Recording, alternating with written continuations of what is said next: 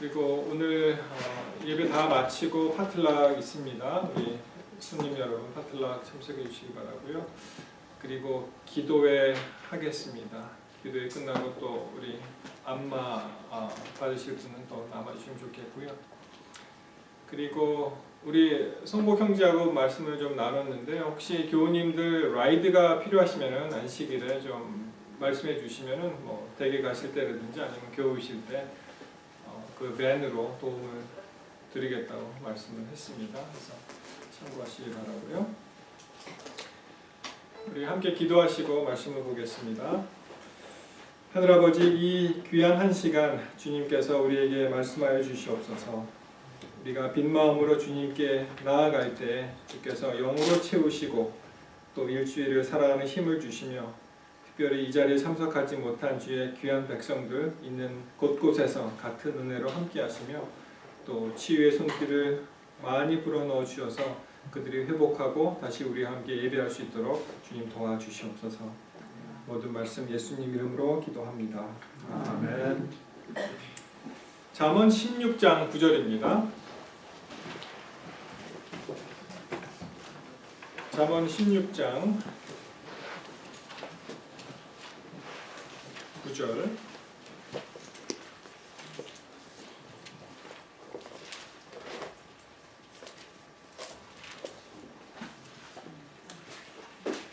잠언 16장 9절에 말씀을 보시면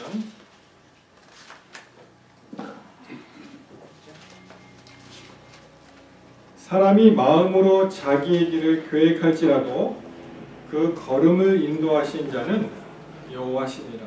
사람이 마음으로 자기의 길을 계획할지라도 그 걸음을 인도하시는 자는 여호와시니라 라고 말씀하십니다. 오늘 말씀 제목 선택은 능력입니다 라는 말씀 제목으로 함께 보시겠습니다. 여러분 오늘 교회 나오시기로 선택하셨죠? 네. 여러분이 선택을 하셨을지라도 그래도 성령께서 함께 하셔서 사실은 이 교회 나오시게 되신 것입니다. 우리 인생은 선택의 연속이라고 이야기를 합니다. 그래서 아침에 일어나실 때부터 이제 선택을 합니다. 혹시 자명종을 이렇게 세팅해 놓으시고 그게 울렸는데 그냥 스누즈 버튼으로 갈지 아니면은 그냥 이불을 박차고 일어나실지 그것도 선택이죠. 그리고 뭐 작은 선택이 있고 큰 선택이 있습니다. 뭐 작게는 아침에 무엇을 먹을 것인가, 빵을 먹을 것인가, 시리얼을 먹을 것인가, 밥을 먹을 것인가, 뭐 그런 선택도 있고요. 또 무슨 옷을 입을 것인가, 그것도 이제 선택해서 이제 입으시는 거죠. 근데 우리 교우님들 입을 옷이 없으시죠? 항상 보시면 내가 교회 가고 싶은데 입을 옷이 없다. 근데 사실은 옷이 너무 많아서 그래요. 그렇죠? 근데 또 옷이 없대요. 딜레마입니다. 근데 어떤 분은 이렇게 얘기합니다. 옷을 계속 이제 살다 보면 사게 되는데 사면은 산 만큼 안 입는 옷은 처분을 하라는 거예요. 계속 이게 짐이 늘어나니까. 근데 또 사람 마음이 또 어쩌면 이렇게 처분하면 또 그것이 입고 싶을 때가 또 있잖아요. 그러니까 또 처분을 못하고 또 짐은 늘어나고 그렇게 됩니다. 자, 화가 나는 일이 만약 있을 때 우리 교우님들은 어떤 선택을 하십니까? 내가 지금 막 화가 났어요. 그러면 멋있게 한번 확 폭발하는 게 좋습니까? 아니면 참는 게 좋을까요? 주로 어떻게 하십니까? 때에 따라서 다르죠. 근데 제가 어느 그 책인지 아니면 미디어를 통해서 보니까요. 만약 우리가 화가 날 때 확 폭발하잖아요. 그러면은 자기 몸에 수많은 가시를 자기 몸에 꽂는 거라 그래요. 그래서 그거를 하나하나 제거하는데 시간이 엄청 많이 걸리고요. 그리고 이 내부적인 손상이 많이 가지고 오는데 또 다른 그 의견을 들어보면요, 그것을 이 폭발 안 하면은 이 안으로 썩어서 사람이 병이 생긴다. 뭐 이런 말도 있습니다. 근데 제일 좋은 거는 화가 날 때 열을 세라고 하죠. 열을 세서 내가 열을 세고 나서도 화가 나면은 그건 진짜 화가 난 거라고 하는데 대부분은 그냥 이렇게 참게 된다고 그렇게 얘기를 합니다. 근데 그 화가 나는 것을 자기가 그냥 폭발하는 것보다는 어떻게 하면 좋을까요? 화가 났을 때 그것을 누구한테 가져가요? 화도 하나님께 드리기로 선택하면 여러분 자기가 억울한 일을 당한 사람이 있죠. 나보다 더 억울한 사람이 있는 사람은 나와보라 그래. 그런 사람도 있는데요. 예수님 한번 생각해 보세요. 예수님보다 더 억울한 그런 일을 당한 사람은 이 지구상에 존재하지 않습니다. 예수님 한번 생각해 보세요. 그래서 우리가 화가 날 때도 그것을 하나님께 토로하는 그런 믿음이 필요한 것 같습니다. 자, 우리가 일단 태어났는데요. 이것은 우리의 선택은 아니었어요. 사실 여기서 하나님 제가 이 땅에 태어나고 싶습니다. 저를 이 땅에 내보내십시오 라고 선택해서 나오신 분은 한 분도 안 계세요. 맞습니까? 어머니 아버지 허락 드려서 나오신 분 계세요? 안 계시잖아요. 그렇죠? 그런데 그거는 우리의 선택은 아니었지만 일단 우리가 어떻게 됐어요? 이제 태어났지요. 그러니까 우리는 행복하기로 선택을 해야 되는 것입니다. 우리는 무슨 일이 있더라도 행복하게 이 인생을 살도록 선택을 해야 되는 것입니다. 그래서 그건 선택이에요. 내가 좀 이렇게 나쁜 일, 좀 힘든 일이 당해서 그냥 비관하고 저주하고 막 스스로 절망에 빠지는 것, 그렇게 선택할 수도 있죠. 그렇지만 그렇게 하지 마시고요. 그럴수록 하나님을 붙잡고 더 기쁜 일을 생각하고 더 나은 미래를 생각하고 하나님을 선택하시기를 이 시간 바라겠습니다. 여러분, 이 선택 중에 우리가 하는 선택 참 일순간에 끝나는 그런 선택이 있고요. 정말 어떤 선택은 우리의 영원을 결정짓는 그런 선택이 있어요. 우리가 영생을 얻느냐, 구원을 받느냐 안 받느냐 하는 그러한 큰 선택도 있습니다. 그래서 여러분 우리가 선택하는 문제에 있어서 항상 하나님 쪽을 꼭 선택하게 되시기를 바랍니다.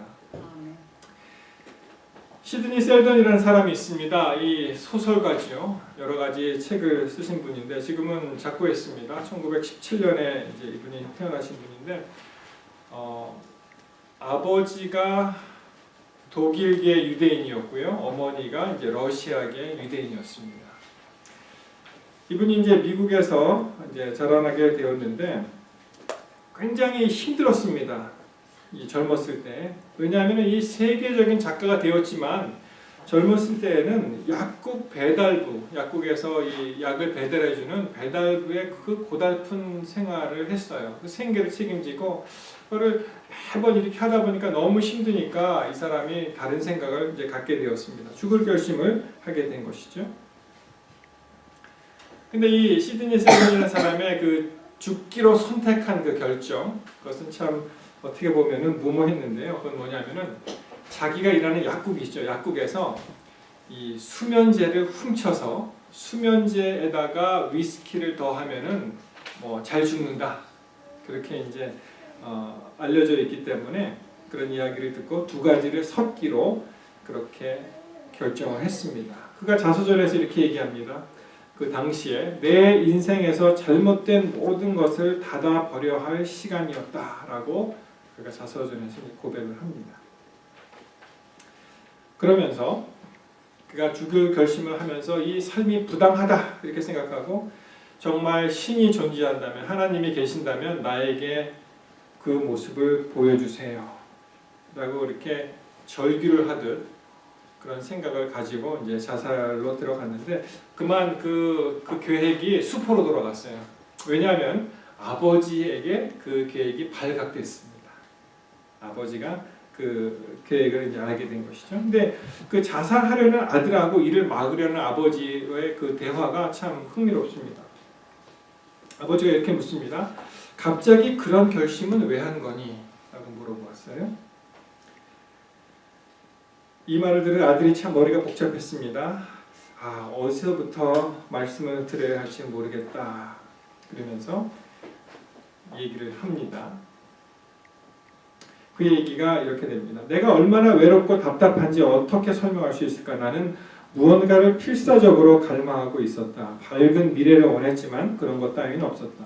늘 부푼 희망을 안고 살아가지만 아무리 발버둥 쳐봐도 약국 배달부의 신세를 면할 수가 없었다. 나는 대학에 가고 싶었다. 하지만 그럴 만한 형편도 아니었고 작가가 되고 싶었다.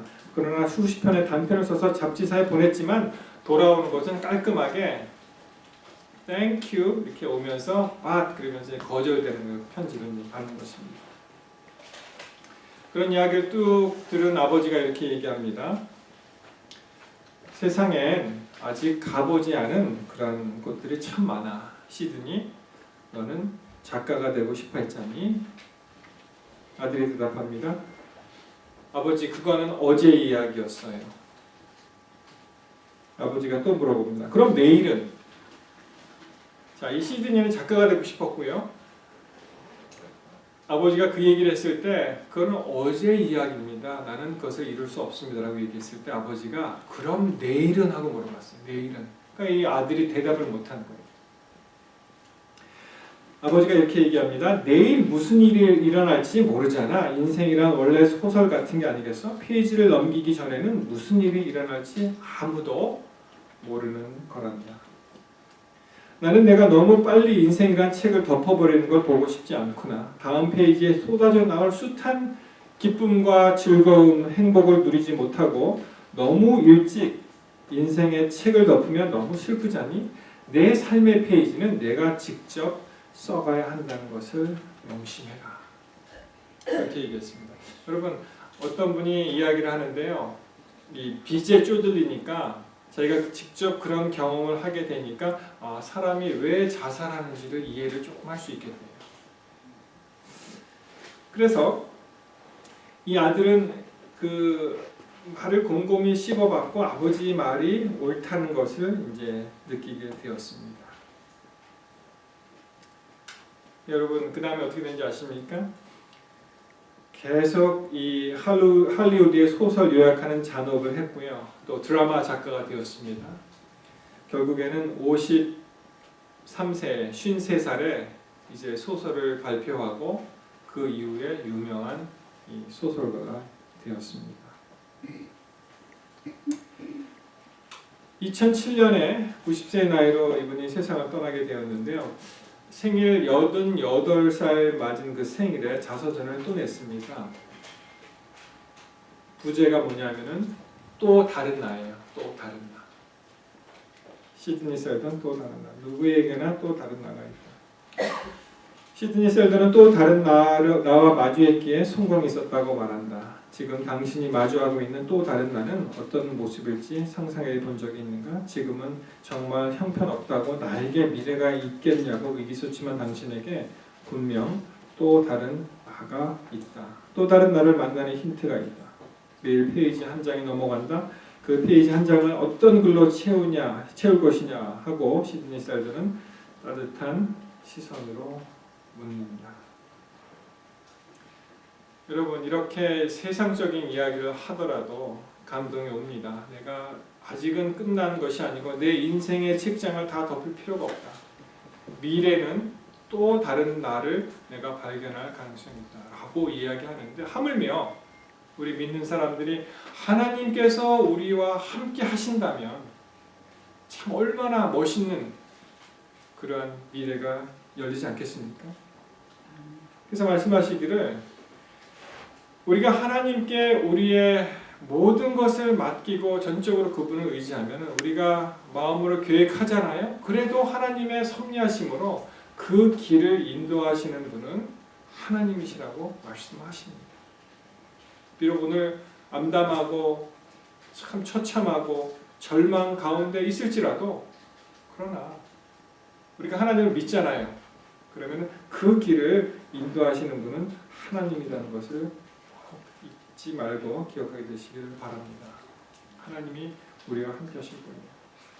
시드니 셀던은 죽기로 잘못한 선택을 버리고 그가 다른 삶을 살기로 다시 선택했습니다. 마찬가지로 우리도 여태까지의 삶이 어렵고 힘들고 무슨 엉킨 일이 많이 있을지라도 거기서 머무는 것이 아니고요.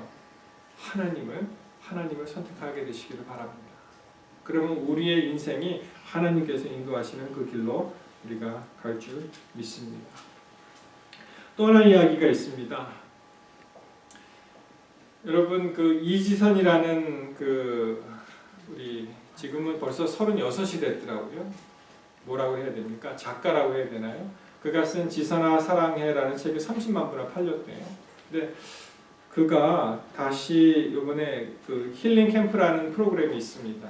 나와서 이 상처 많은 세상에서 이제 대담식으로 자기 이야기를 하면서 이제 서로 많은 은혜를 나누는 그런 시간인데요. 최근에 그 힐링 캠프에 이지선 씨의 이야기가 이제 나오는 것을 보게 되었습니다. 아시죠? 그 이야기? 대학교 그 졸업반이었죠. 23살 꽃다운 나이에 전신 55%가 탔어요. 교통사고로 불이 나갔고. 그래서 정말 여자분들은 얼마나 이 얼굴이 소중한지 다 아시잖아요. 뭐 다른 얼굴이 됐습니다. 몇 차례 수술했는지 몰라요. 그리고 이 상반신 전체가 이제 타서 굉장히